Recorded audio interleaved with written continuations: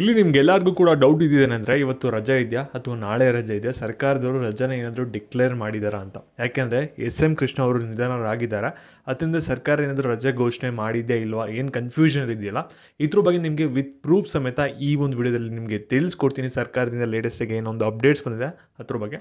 ಅದಕ್ಕಿಂತ ಮುಂಚೆ ಯಾರು ಚಾನಲ್ ಸಬ್ಸ್ಕ್ರೈಬ್ ಮಾಡ್ಕೊಂಡಿರಲ್ಲ, ಕೆಳಗಡೆ ನಿಮಗೆ ಸಬ್ಸ್ಕ್ರೈಬ್ ಬಟನ್ ಅಂತ ಕಾಣ್ತಾ ಇರುತ್ತೆ, ಅದನ್ನು ಕ್ಲಿಕ್ ಮಾಡಿ ಪಟ್ ಅಂತ ಸಬ್ಸ್ಕ್ರೈಬ್ ಮಾಡ್ಕೊಳ್ಳಿ. ಹಾಗೆ ಪ್ರತಿಯೊಬ್ಬರು ಕೂಡ ವಿಡಿಯೋಗೊಂದು ಲೈಕ್ ಕೊಡಿ. ಯಾಕೆಂದರೆ ನೀವು ಕೂಡ ಒಂದೇ ಒಂದು ಲೈಕ್ ಒಂದು ಸಬ್ಸ್ಕ್ರೈಬಿಂದ ನಿಮ್ಗೆ ಇದೇ ರೀತಿ ಕಂಟಿನ್ಯೂಸ್ ಅಪ್ಡೇಟ್ಸ್ಗಳನ್ನ ನೀಡ್ತಾ ಇರ್ಬೋದಾಗಿರುತ್ತೆ. ಇವಾಗ ನಾವು ಡೈರೆಕ್ಟಾಗಿ ವಿಡಿಯೋ ಬಗ್ಗೆ ಬರೋಣ. ಇಲ್ಲಿ ಎಸ್ ಕೃಷ್ಣ ಅವರು ನಿಧನರಾಗಿದ್ದಾರೆ, ಮುಖ್ಯಮಂತ್ರಿ ಕೂಡ ಆಗಿದ್ದರು.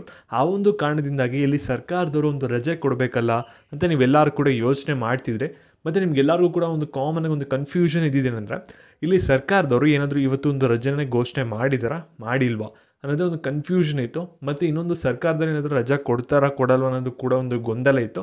ಮತ್ತು ಸರ್ಕಾರದವರು 10 ಗಂಟೆ ಒಳಗಡೆ ನಿಮಗೆ ಯಾವುದೇ ಥರದ ಒಂದು ರಜೆ ಇದೆ ಅಂತ ಇವತ್ತು ಘೋಷಣೆ ಮಾಡಿಲ್ಲ.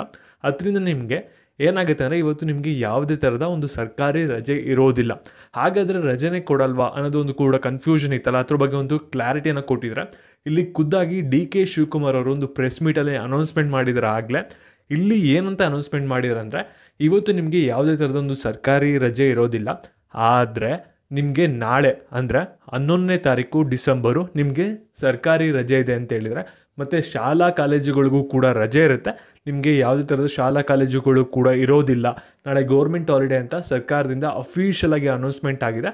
ಮತ್ತು ಈ ಒಂದು ವಿಡಿಯೋನ ಎಲ್ಲ ವಾಟ್ಸಪ್ ಗ್ರೂಪಲ್ಲೂ ಕೂಡ ಶೇರ್ ಮಾಡಿ, ಎಲ್ಲರಿಗೂ ಕೂಡ ಇನ್ಫಾರ್ಮೇಷನ್ ಗೊತ್ತಾಗಲಿ. ಮತ್ತು ಇದೇ ರೀತಿ ಅಪ್ಡೇಟ್ಸ್ಗಾಗಿ ಚಾನಲ್ನ ಸಬ್ಸ್ಕ್ರೈಬ್ ಮಾಡ್ಕೊಳ್ಳಿ. ಧನ್ಯವಾದಗಳು.